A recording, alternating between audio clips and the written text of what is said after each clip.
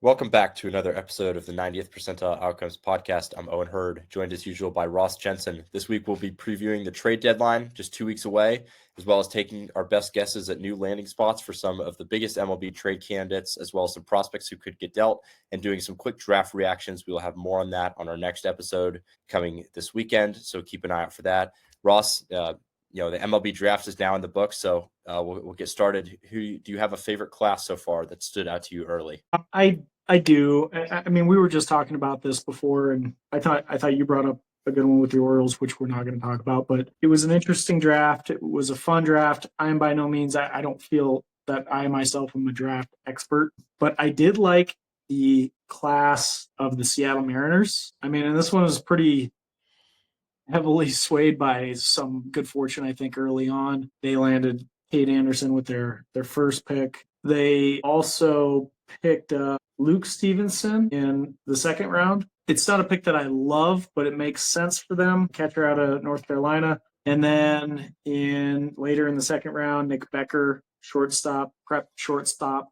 I just think that they've got some they got some good fortune in the draft, and I think it's going to help their team. I think Kate Anderson is going to be able to step in and immediately become part of one of the better, maybe not immediately, but within the next year or two, become part of one of the better rotations in the league. Yeah. No, I think a lot of us were not expecting Kate Anderson to be there at number 3 overall. So I think the Mariners to get him there and then additionally get him 700,000 under slot too was a great get for them in the first. And then, I'm with you. I wasn't a huge fan of the Stevenson pick. I kind of get it where they took him because I thought Stevenson would have been gone by the late first. But I think really the big gem from this class is going to be Corbin Dickerson in the 5th round. I had a second round grade on him. I've seen a lot of him being an Indiana guy. I think even if the hit tool is probably a 45 for me right now with plus power, plus fielding, plus arm, plus speed, although not much of a base runner. I think if you can even get a 50 hit tool, this is an all-star caliber big leaguer.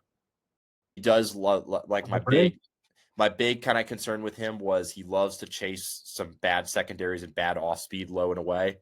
But so I think he's a guy, he's still going to have his high chase rates. The zone contact and the contact is going to be solid, not great. Doesn't K a lot, can still get on base. But this kind of gives me some shades of, the Aiden Smith pick in the 4th round a couple of years ago as a guy who can definitely shoot up rankings this season. Okay. How about for you? Yeah, for me it's the Minnesota Twins. I think they nailed this class. Like I loved kind of pairing one of the safer bats in the class in Marek Houston, and then going the upside that they got with Riley Quick and Quentin Young with their next 2 picks. Riley Quick he's got two plus pitches, really good velo on his fastball. He was coming off Tommy John in 2024, so they were a little bit cautious with him in 2025 in 2025, but I think we could really kind of fully see what he's capable of this year.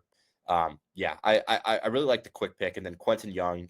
He's going to stick at third base. Really good arm. I think there is a 35 to 40 home run potential in his bat. That's just how good that power is. I think at the combine he was putting EVs up to 117 and 118. So really, I think that the big question is he going to hit enough? But I think this upside in the second round really loved that. And then I really liked their 3rd and 4th round arms with James Ellwanger and Jason Wrights. Both really good stuff arms. It kind of breaks away from their kind of philosophy of the past of kind of going after these high floor control pitchers. So I really loved just the kind of shift I saw in the Twins. And, I think they absolutely nailed day one. I like some of their later picks as well. So I think this is going to be a really fun class with a good mix of kind of floor and upside. I like it. If you had like 1 or 2 surprising moments from the draft, what would you pick out? I think there was plenty of them. So yeah, just kind of curious. Yeah, I mean the first one that immediately comes to mind is Jamie Arnold falling to where he did, number 11 to the Athletics. I thought he was a top 5 pick. I did not think he was really making it past that.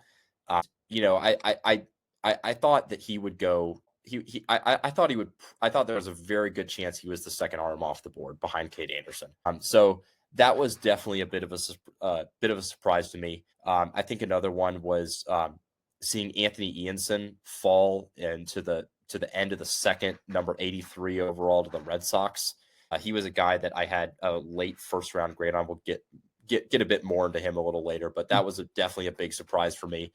And then those two, and then also another A's one, but Devin Taylor falling to them with their second pick. That was, in my opinion, the best 1-2 start of any team. There was the A's getting two guys that should not have been there at their picks, with Jamie Arnold at 11 and then Devin Taylor, I want to say, at number 49, who I thought would be gone by the late first, but he kind of reminds me a bit of Nick Kurtz, maybe not the power, but with kind of the hit and power combo, the polish that he has. He's a guy that's going to move quickly through the minors. Yeah, it's interesting. I'm surprised that you left the two big ones that I would have, which would have been the first two picks. I think Eli Willits was a big surprise right at the top, right off the top. And I just want to, by the way, I just want to shout out Prospects Live did live coverage of this, and it was just golden to watch their responses there, which was a smashing success, by the way. We had something like 18,000 people watch us live. It was a huge success. So I just want to shout out to those guys for doing a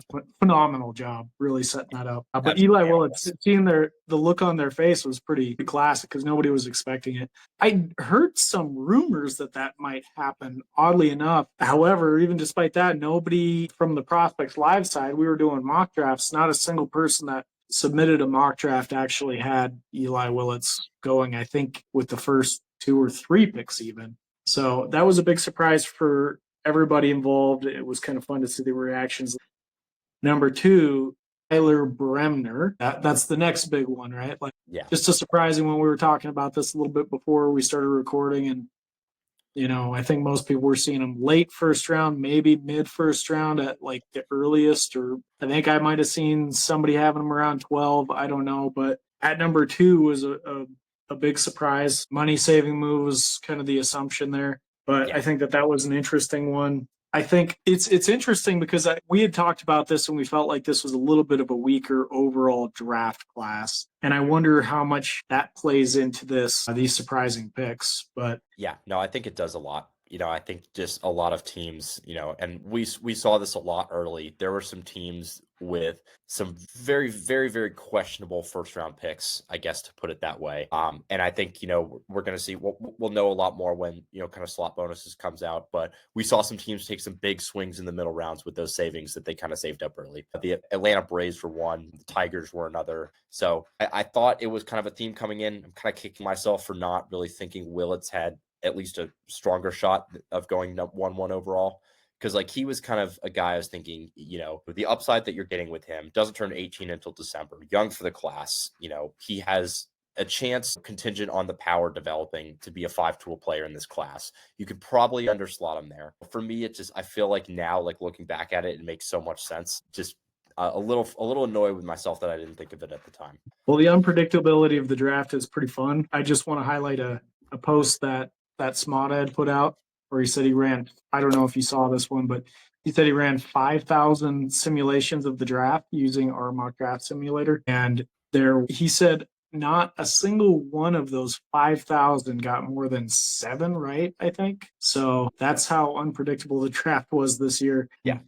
He said now he's just obsessed with acing it next year. Yeah, I think I did see that post. I think he said he had ran 5,000 simulations of the mock draft, and none of them had Tyler Bremner going number 2 overall to the Angels. Mm-hmm. Yep. And on Bremner, he kind of does fit that kind of Angels pick. Very pitchable. I don't think there's really any reliever questions with him. He's got really good control. The changeup is one of the best in the class. I'm a bit lower on the fastball.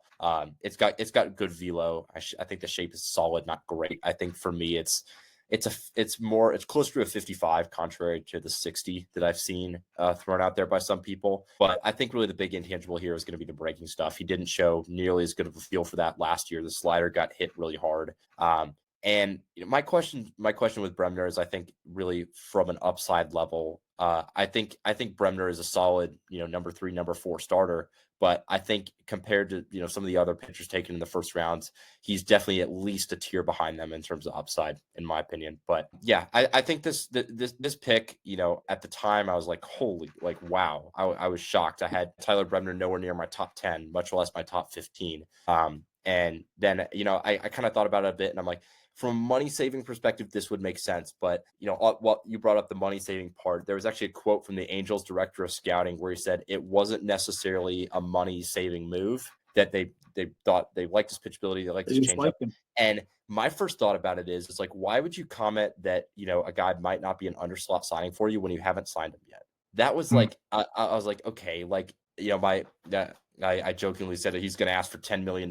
But yeah, Right. I mean, like we were talking about a little earlier, I think really just how much savings they get from that pick is really going to come down to. I'm trying not to put just a grade on it yet, but if they can get that pick at $8 million, I'm a lot more interested than I would be at probably closer to slot. Well, my two favorite players from this draft that we talked about a little bit were Ethan Holiday. I know you mentioned you have some questions about the hit tool. Him going at 4, I guess, was not a big surprise. I think that was the one pick that everybody at Prospects Live seemed to get right. So not a huge surprise, but I was on X saying if I had the number 1 pick, I would go with Ethan Holiday. My favorite pitcher from this draft was Liam Doyle.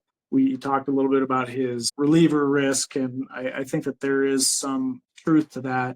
But I think he's just got great stuff. I think that they can, the Cardinals will be able they'll be able to keep him in the rotation long term. And so, yeah, I'm just excited to see how he turns out. But those are my two favorite players from the draft. Yeah, no, They went 4 and 5 to the Rockies and Cardinals. Yeah, no, that the fastball is just electric. He's, we've seen just kind of his, his fiery personality. He's an absolute bulldog on the mound. I think this is a very fun range of outcomes pick, because I think upside wise, he's right there with, some of the best pitchers in the class. The Seth Hernandez is maybe a smidge even higher than Cade Anderson and Jamie Arnold. But I think really it's a lot is kind of contingent on, okay, what can the breaking balls become? We know how good the fastball is. It's one of the best in the class. I think now it just kind of comes down to, we've seen the Cardinals with Quinn Matthews. They helped him kind of add some velo. His stuff improved a bit, but so they have had some hits on that side. So I'm curious to see how this pans out. But he's definitely going to be one that I'm watching, and probably a back end top 10 first year player draft prospect for me right now. I'll have those ranks out tomorrow. All right. So yeah, Any so other some quick of on the draft? yeah, so some of mine, these were just some values that I really liked.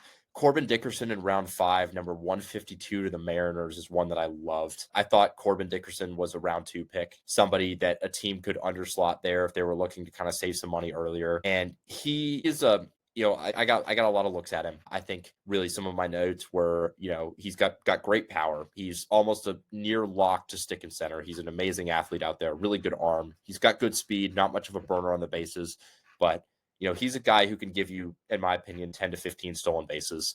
Gets on base, doesn't strike out a ton. Definitely has some chase concerns, and that kind of keeps the hit tool a little lower for me. But like I was telling you earlier, I think if we're looking at a 50 hit tool here, this is an all-star caliber player at the MLB level. So I love this pick. As a draft eligible sophomore, I would assume that this is a significantly overslot pick. I would expect maybe early to mid second round money for Dickerson there, but I think at just where they got him, I love this. I love that pick for the Mariners. And then another one I had, this is a Indiana commit, is Matthew Fisher from Memorial High School in Indiana. Prep arm. I had a round 2 grade on him. He was taken by the Phillies round 7, number 221 overall. I think right now he's got 3 above average or better pitches with some physical projection left. I think the fastball flashes plus. There's one potentially plus secondary there. So I loved that. I loved that pick from a value perspective. And then my last one is Anthony Ianson with the Red Sox at number 83. He was another guy I expected as early as, late first comp picks at the end of the first round. So to see him get to 83, I was shocked. I did not think he would fall that far.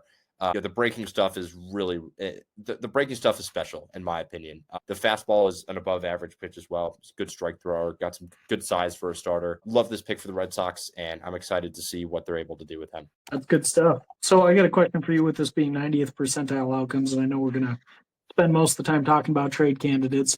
Who is your favorite hitter from this draft as far as projectability in the major leagues, and who would you comp him to? Ooh, for me, it's Eli Willits, and I'm a lot higher on the power potential than some. I think it can be a 60 hit, 50 to 55 power. And I think when you're looking at, a plus defender, plus runner, the rest of the profile, it's a very well-rounded profile in my opinion. He's still just 17 years old, super young for this class. So I think it's hard to really say who he's going to become. But if I had to take a pick, you're gonna have to give me a second here. No worries. While you're thinking about that, I'll just say what you said before we started recording. And you said you saw him kind of like an inverse Connor Griffin, which is interesting in itself. Yeah, Athletic, somebody that has more hit over power, whereas Connor Griffin kind of came in with a little more power over hit. At least that was the expectation. I think so far he's shown that he's got a little more hit than people thought. So yeah. maybe we'll see something similar with Willett Power. But yeah, he's an interesting one. Big surprise at number one. Yeah, here's actually one I came up with, and that's Jackson Merrill as a 90th percentile. I think this is a potentially 280, 290-ish hitter. I think, 20-ish home runs is probably on the upper end of what you could project his power to become. I think he'll give you he'll give you more stolen bases than Merrill. I think he can, like Merrill, maybe start off as a shortstop and still hold down center. Probably a bit better defender than Merrill is. But yeah, I think that's one that kind of comes to mind for me. Okay, it's good stuff. What about you? Do you have a favorite hitter or pitcher in this class, and what would you give them as a 90th percentile outcome? Well, I already called out Ethan Holiday, so I better stick with that. The hit tool's in question, but I mean, I think we're looking at somebody that could turn out to be like his dad as a hitter, and that's pretty good. I'm almost surprised to hear that people are concerned more about the hit tool because the Holidays have all been excellent hitters. So if he does indeed have 65 great power, I mean, I think we're looking at a Matt Holiday outcome. We maybe even a little bit more power. Yeah, So, this is one I was thinking about, a 90th percentile outcome for Holiday, and one that came up for me. I'll see what you think about this. What do you think about Austin Riley as a 90th percentile outcome for Ethan Holiday? yeah, I like that. That's good, especially if the hit tool is more along the lines of what you guys are saying you think it will be, because that makes a lot of sense. I think this is probably, probably an upper end outcome for Holidays. And probably this is more in line with 2023 Riley. I think, upper end power outcome. This is a guy who can hit you around 35 home runs. I don't know that he's going to be. I think it's more of like I think you'd be happy with his power if he's a 250 hitter at the MLB level. So maybe that's kind of more in line with the Riley of the past couple of years hit tool wise than it was 2023. But I think that's an interesting one for me because like Riley, he's got elite power upside, will likely run into those issues with the strikeouts, whiffs, probably not going to have the best walk rate. And I think that's one for me. And this is probably, if the hit tool can get to a 50, this is probably a lot more realistic, but I think that's a fun one to throw out there. Yeah, that's good. It's an interesting one. So how does this impact your top 100? Yeah, so I actually just put out a post about this today. So like we were saying, I had eight initially in my top 100 last year. This year I have 9. So the 9 that are immediately top 100s for me right now, I have top 25-ish range. I haven't quite gotten exact numbers for them yet, but that's Eli Willett, Seth Hernandez, and Cade Anderson. Those 3 are kind of, in my opinion, that top tier. My rankings are pro focus, so I'm also factoring in defense in mine. And then, after that top 50-ish range, Ethan Holiday's at the top of that, probably closer to upper 30s to low 40s for me. Then Jamie Arnold and Liam Doyle, pair of left-handers, also in that top 50-ish range. Then top 75 to top 100, that's Ava Arquette, Tyler Bremner, and JoJo Parker. So Willits, Hernandez, Anderson in the top 25-ish range, Holiday, Arnold, Doyle, top 50-ish range, and then Arquette, Bremner, Parker in the top 75 to top 100-ish range. And then Billy Carlson, Kyson Witherspoon, and Gavin Feen are 3 that are kind of just outside for me, maybe with some graduations could pop in for me, but we'll see. Any big surprises, like somebody that was picked late you think could pop in there? Yeah, I mean, we talked about him, but Corbin Dickerson. I think he's absolutely one who could get in there. Just the athlete he is, the power he has. Even if this is somebody who gets off to a strong start in high A, I think he is somebody who could earn top 100 consideration. I don't see any bats in this draft from the collegiate level that really excite me like I think we've seen guys coming out in the past that have, like Caglione, Kurtz, Orkelson, Condon. Like I don't see anything quite like that from the collegiate level. I agree. We there is some interesting players in here, and I mean, you touched on Irish, excuse me, before we got on here.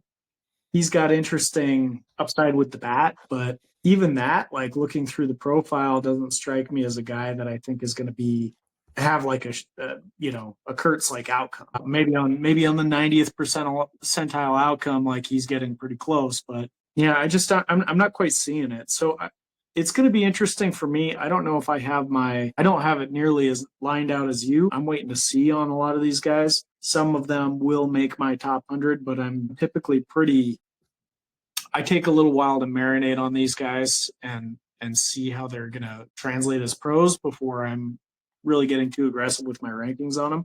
And then once I do get a little bit of a sample, then I'll get very aggressive, with what I'm seeing. So, yeah, I don't know. I have it lined out quite like that. I'll probably have 2 or 3 that will make it into the top 50.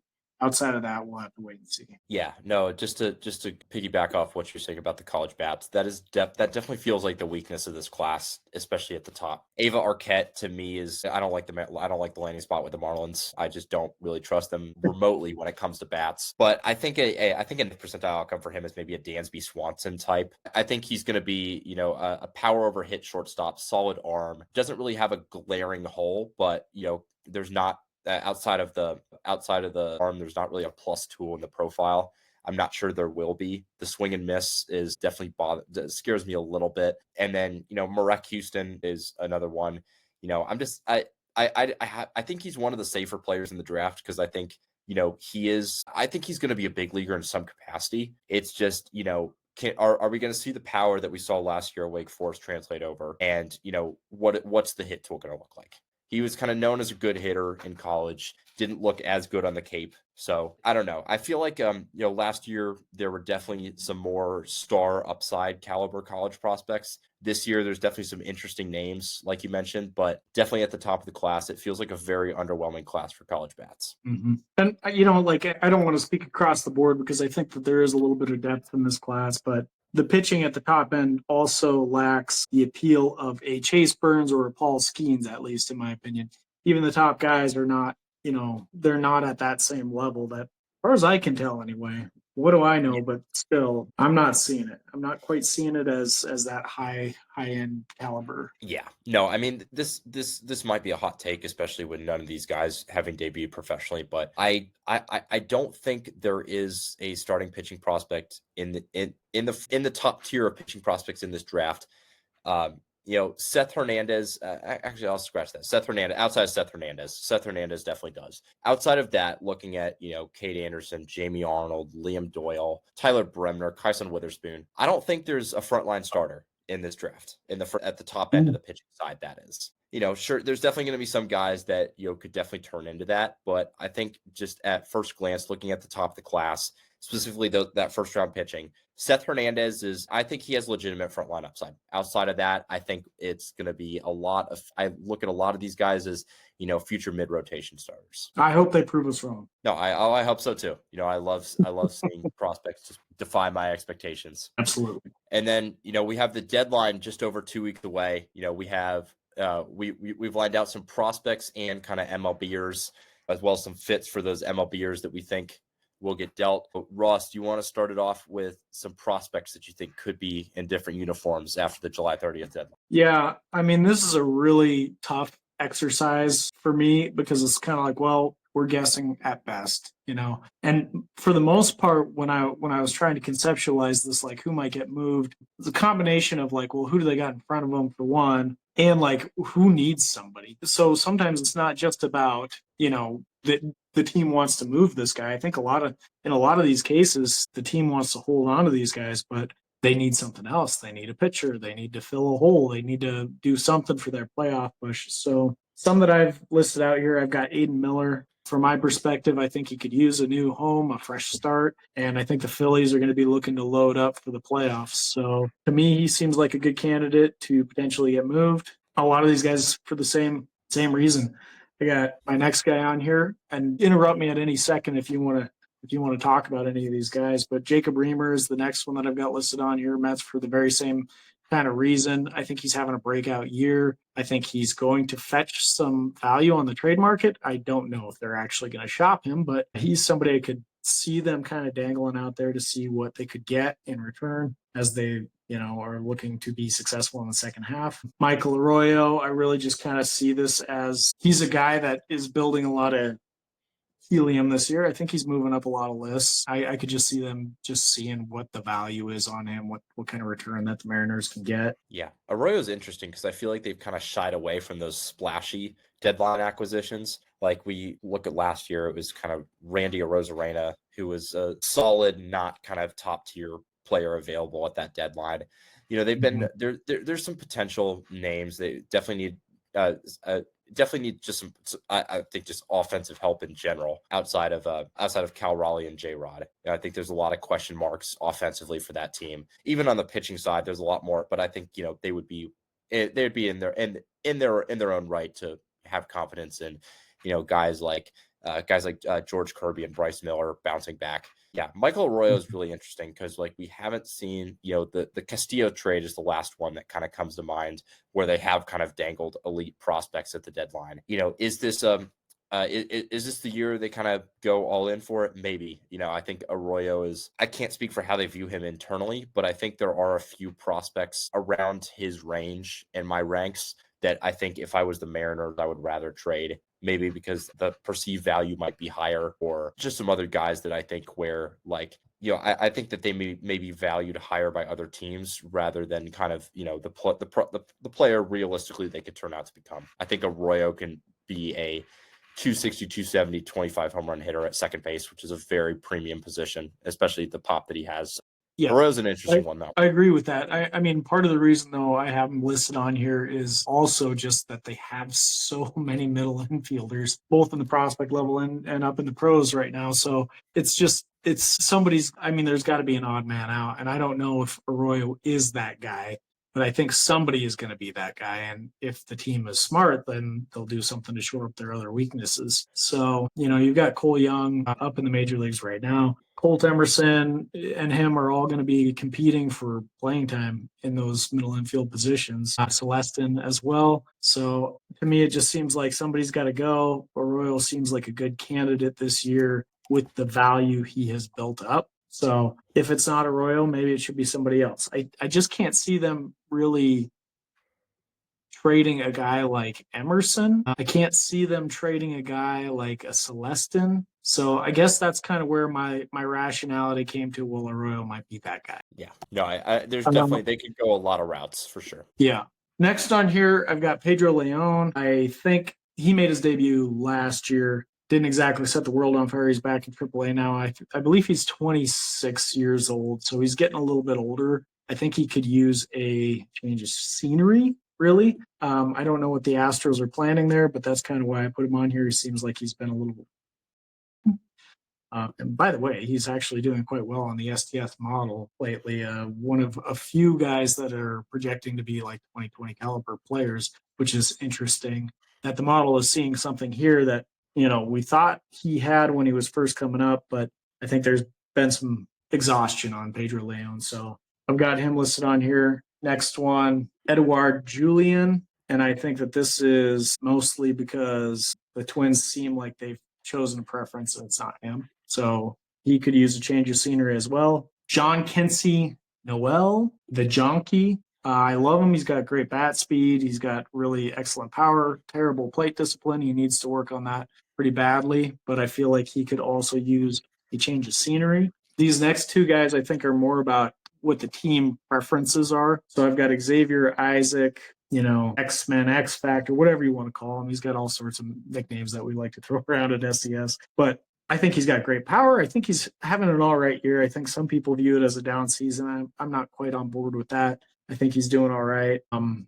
Him and Curtis Mead, who has been up in the major leagues, and he was just starting to warm up a little bit until they sent him back down. Xavier Isaac and Curtis Mead, I think it's really more about defensive concerns and the Rays liking to have players that are more skilled defenders. And they've got Trey Morgan in the minor leagues as well in AAA. So I feel like if they're going to go with one of those guys, it might be Trey Morgan that they choose to go with. So and Curtis Mead, I mean, he's got all sorts of competition there with the Rays as well. And I think since he's a little more defensively limited, the Rays might choose to move on. Yeah, no, I think Isaac is an interesting one. Wasn't one I was expecting you would bring up because I feel like, especially with Yandy Diaz, he's been mentioned as a potential trade candidate. He's got a fairly affordable club option for 2026, but I think kind of after that, they've got to be looking at maybe a Trey Morgan or Yandy Diaz or Xavier Isaac to take on that first base hole. I know Morgan has also been getting some time in the outfield,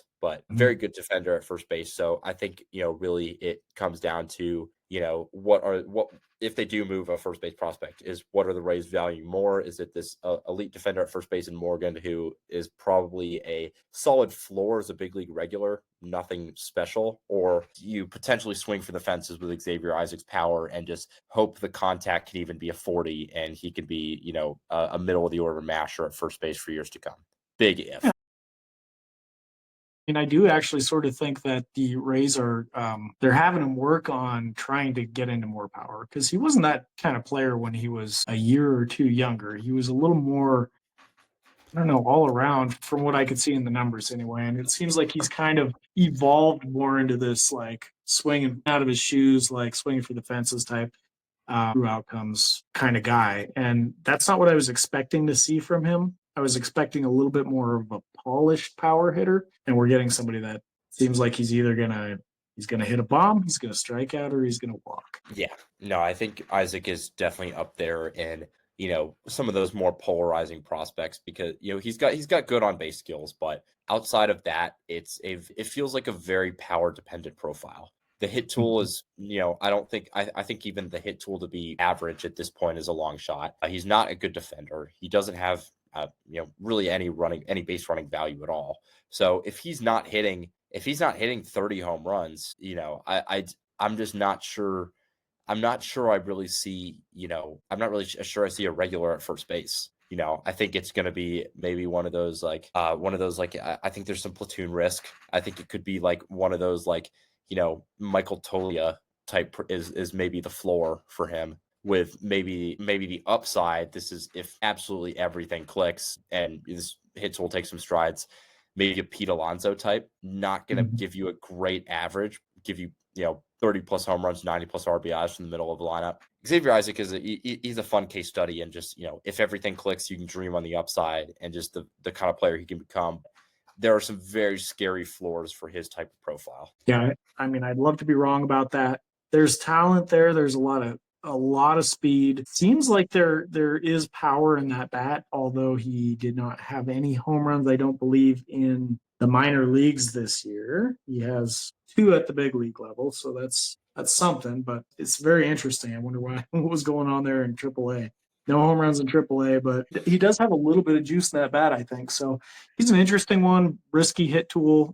Some team I think would be willing to take a chance on those raw tools to see if he can make it. Yeah, no, agreed. For my prospects starting off, I got a prospect that we are very split on, and that's Justin Crawford with the Phillies. I kind of look at this as, we know they've tried to dangle him in trade talks before, both for Emmanuel Clase and Mason Miller. They're going to need relief help again.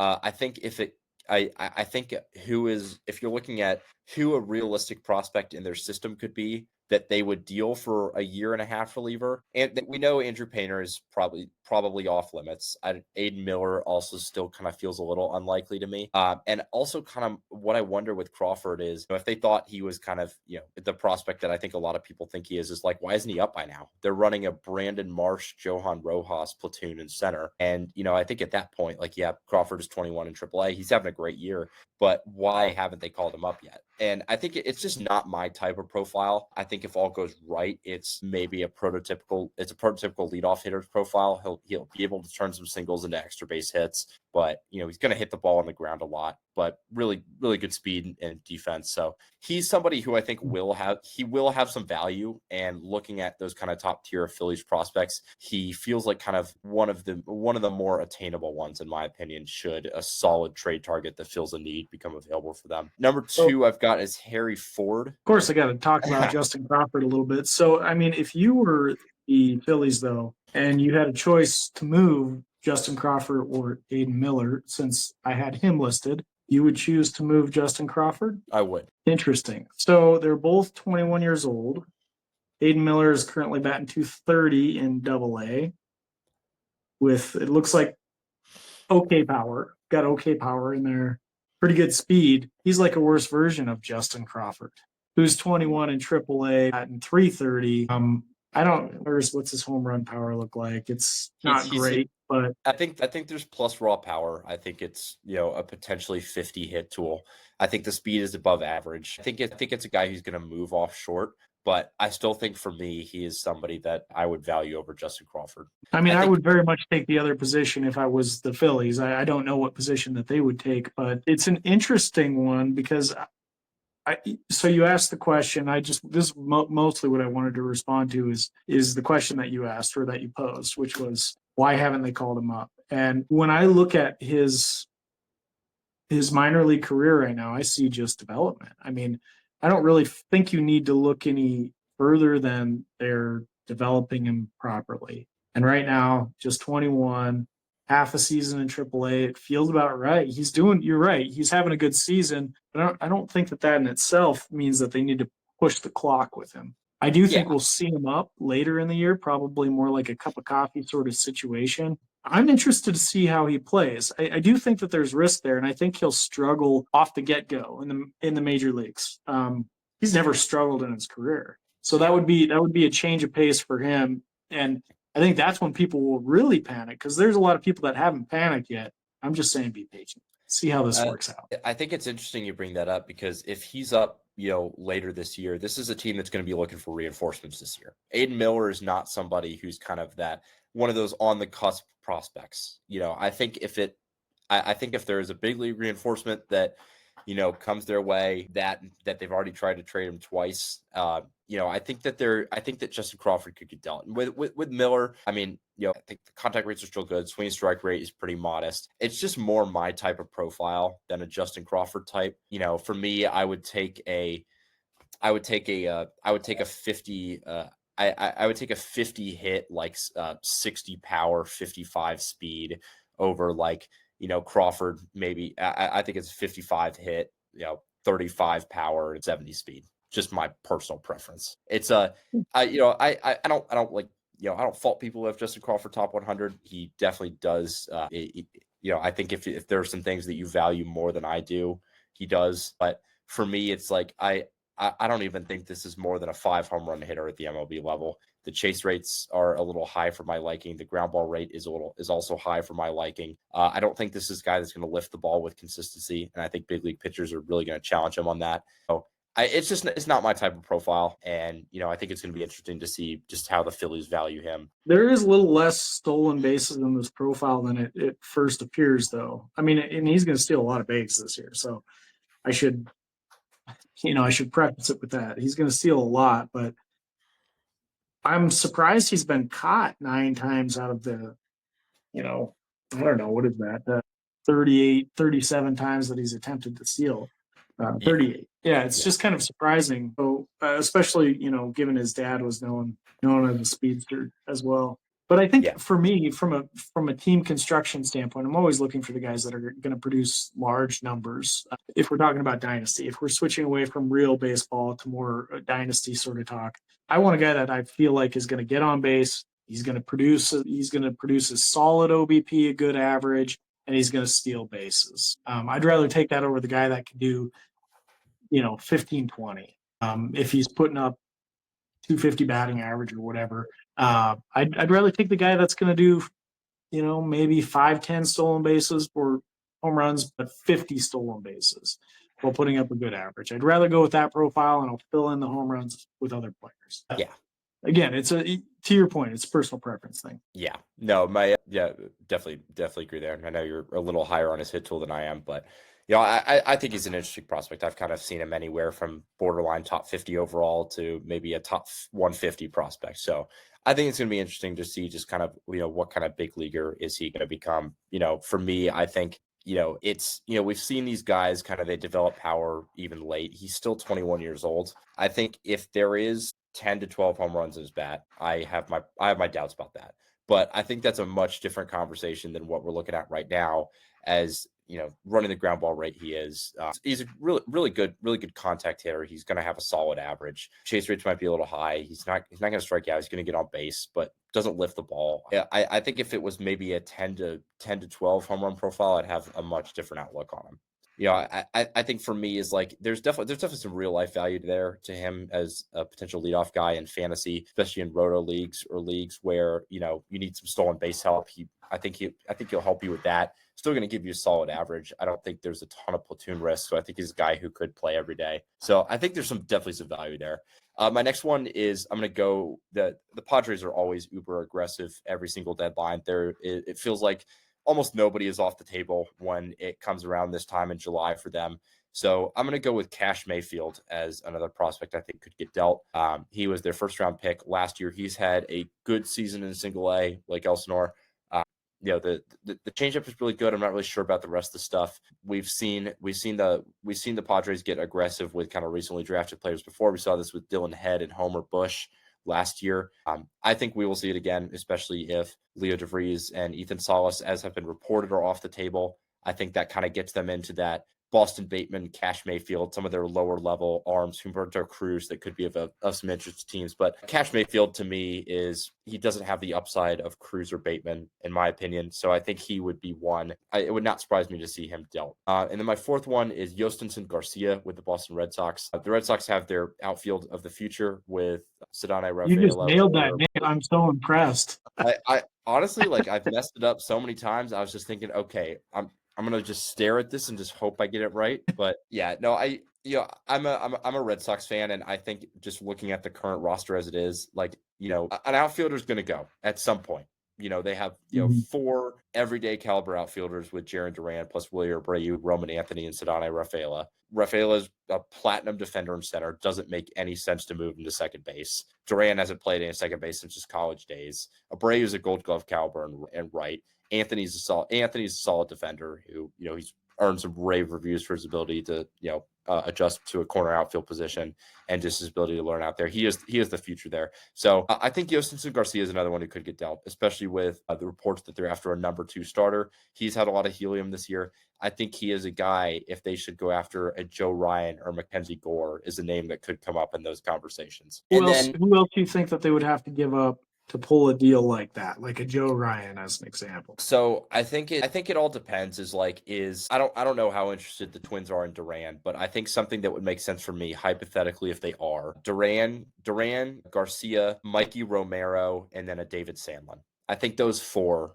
for me. If that was what was on the table for Joe Ryan, is a deal that I'd probably do. I think if they aren't, maybe you get another team in there, Padres or Phillies maybe makes sense. Then you get kind of prospects back for Duran, and then you can give them a more kind of heftier prospect package. If it was I doubt they do it, but personally, if it was, if a Marcelo Mayer or a Franklin Arias could be a significant chunk of that package, I wouldn't be opposed to that. I think you're getting 2.5 years of control of an elite starter. And I think, there's few prospects that would be completely off the table for me. Yeah. No, I think it's interesting too, because, it's the deadline. There's going to be a premium of starting pitchers. Both of those guys have 2.5 years of control. They don't need to get dealt by any means. So their teams have a lot of leverage here. So it's going to be interesting to see if someone will pay up or if, teams just kind of find the asking prices too steep for their liking. My next one, and I know we've talked about him a lot lately, is Owen Casey with the Chicago Cubs. They have nowhere to play him in the outfield this year. They are one of the teams who I fully expect to be all in, especially with Kyle Tucker as a rental. This is a good lineup. The pitching staff has been pleasantly surprising so far, but they need another arm, in my opinion. I think Owen Casey is a name that could be on the move. We'll see. I think I kind of go back and forth on this because the outfield after this season looks a lot more questionable. I believe Ian Mm-hmm. Happ is a free agent after next season. Kyle Tucker, a free agent after this season. So that's kind of two regular outfielders for them that, questionable long-term futures. So, but they do have some other outfielders that I think are could be interesting too. Kevin Alcantara being one. Um, maybe even a Jonathan Long is on the table with how Michael Busch has looked at first base this year. So, I expect the Cubs to be one of the kind of bigger buyers. So, yeah, Owen Casey is one that I think there's a shot at, although there are definitely some other names in that system I could see instead. My next one is Michael Ulola with the Houston Astros. He's having a nice season in AAA, 3.8 ERA, good strikeout rate, really elite fastball. The rest of the stuff, there's a couple above average offerings in there. The command has been rough. He's walking over 6.5 per nine, but I think this for me is like, we've seen the Astros be aggressive at the deadline before. Yusei Kikuchi last year being a notable example of that. So I think Michael Ulola is an interesting one for me where, they don't have the kind of flashy top end prospects, but they find a way to get deals done for their guys. So I think Michael Ulola is one who could be on the move. He kind of reminds me of Jake Bloss in a way last year as kind of emerging pitching prospect who they kind of cashed in on for a guy who could help him down the stretch, and Yusei Kikuchi. And then I've also got Drew Gilbert from the New York Mets. He's had a much better season this year in AAA. The contact rates have improved. The EVs are up. I don't think he's not a star by any means, but I think, maybe is there a Brandon Nimmo type player there long term? Maybe. I think Drew Gilbert is going to be a prospect who could be of interest to a lot of teams who need some MLB ready outfield help. He's a prospect that I'd be interested to see if they are still in on him in the long term internally, or if he's somebody who is expendable for maybe another arm, especially as Clay Holmes approaches could get innings limited soon. The command has looked a lot worse the last few starts. The rotation has been great so far, despite the questions it had going into the year, but I think a kind of reliable starting pitcher wouldn't hurt. So I think Drew Gilbert is one that interests me. And then I've got Joendry Vargas with the Dodgers. The Dodgers have a really fun farm system, but there are going to be a lot of guys I would imagine are off the table. Zahir Hope, Josue DePaula are two I doubt get dealt, but there are some other names, Joendry Vargas being one that I feel like would have some interest to other teams. I think he's potentially above average hitter, above average power, a really good defender at shortstop, really athletic, could stick there. So he's one that, I would be potentially watching to see if he is traded for, maybe in like a kind of Tommy Edman type deal or something like that. Where maybe they don't make a splash, but they kind of get a kind of supplemental piece to their roster, maybe a back end starting pitcher who can eat innings until they've got their starters back healthy. They got so many of them. Yeah, no, I'm sorry. I just like ran off a bunch of names there. No, I just mean like the Dodgers, they landed all those starters. You remember that preseason talk about, how many innings are we going to actually get out of these like 10 stellar starting pitchers? It's just incredible because it's working out exactly like that. Yeah, no, I think now it's like going into every deadline, you're like, they can't possibly be a starting pitcher needy team down the stretch again. And then every year it's like, here we are. They've got a full rotation plus full of starters on the IL right now. And it's like, oh boy. I don't know. I'd be interested. I don't really have a ton of like kind of natural fits in mind for them. I don't know that they're going to make a splash, just the money they have committed so far to that rotation. But I'll talk about a potential fit later that I think I like for them at the deadline. I've got Jaden Ham with the Detroit Tigers. The Tigers are in sole possession of the AL Central. They are poised to buy. I think Max Clark, Kevin McGonigal, and Bryce Rayner are going to be untouchable. Josue Burqueño is probably one who's close to those first three I mentioned. But they do have some interesting prospects. Howie Lee can be a solid MLB regular. Jaden Ham is an interesting one. There are some names that I think could be of interest to other teams for some kind of supplemental pieces.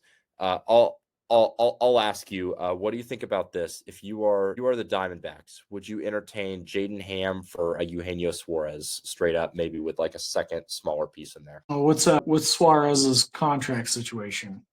Rental. That would play a big factor. Rental. Yeah, maybe I'd entertain it for sure. Yeah, no, I think he's hit 30 plus home runs this year. He's having a great year, doing what he's always doing, what kind of the player that he always has been, kind of that low average, not the best defender at third base, but can hold it down.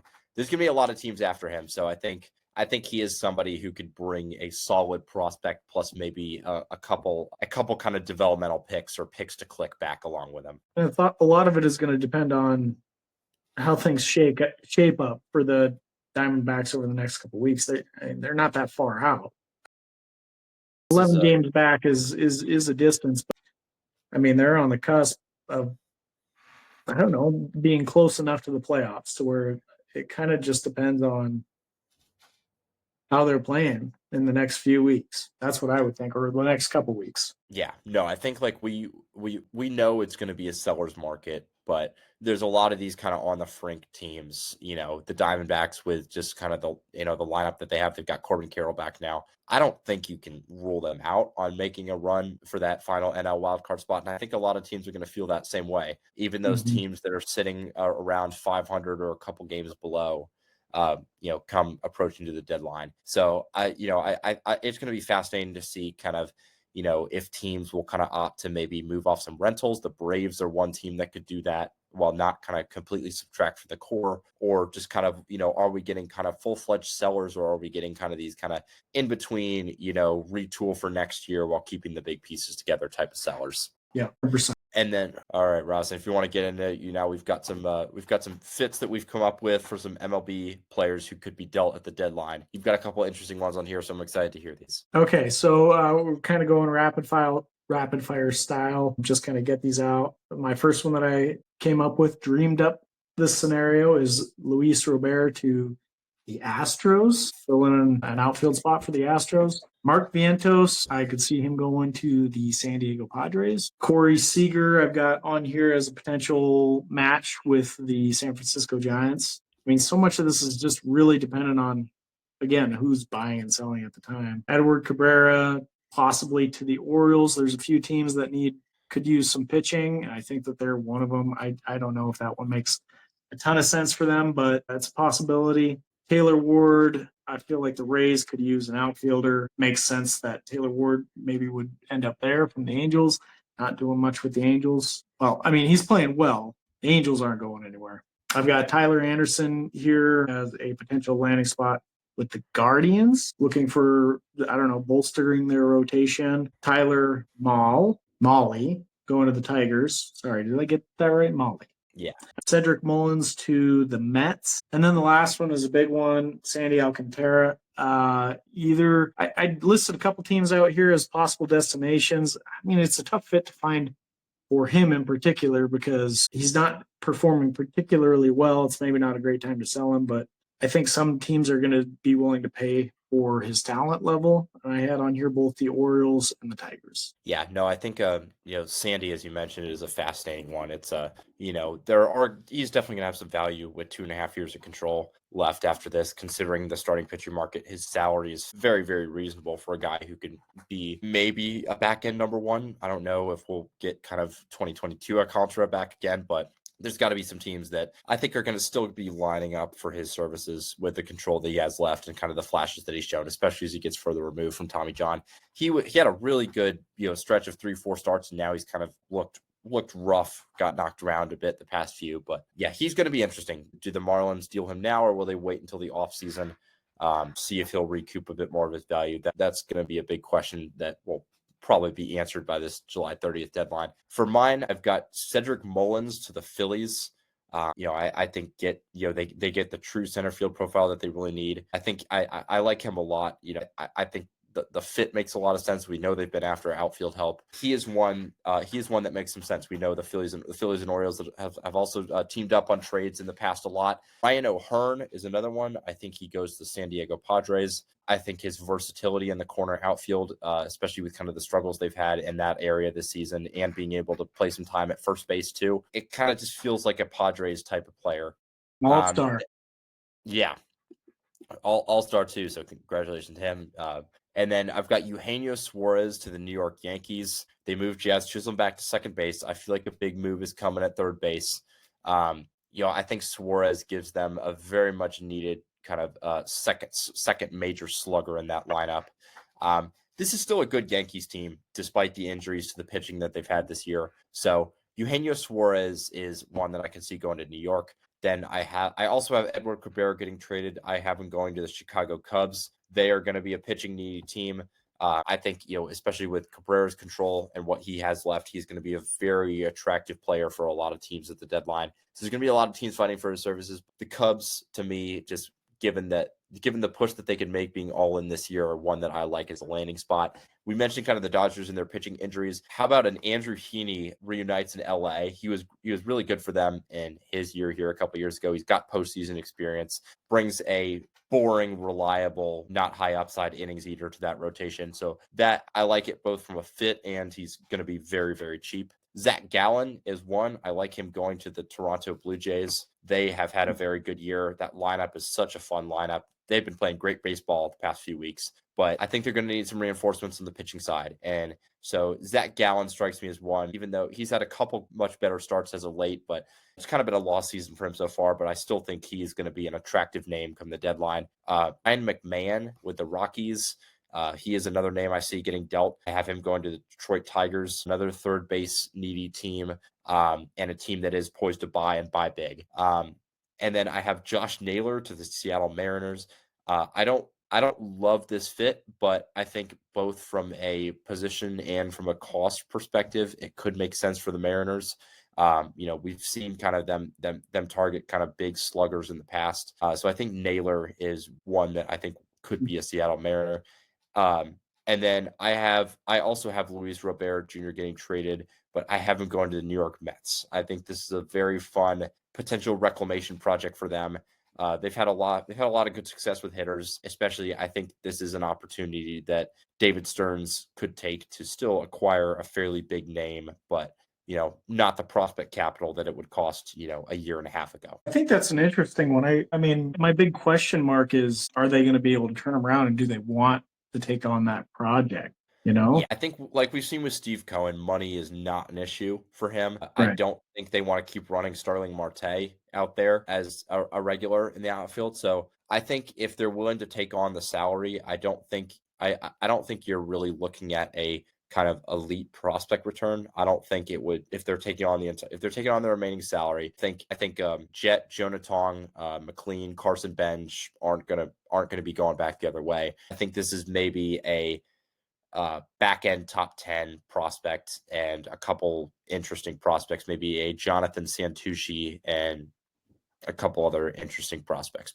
Yeah, no, I kind of like the fit because I think it's they made good by low opportunity, fits a position of need. At worst, you're getting a Gold Glove center fielder who can run. So Yeah.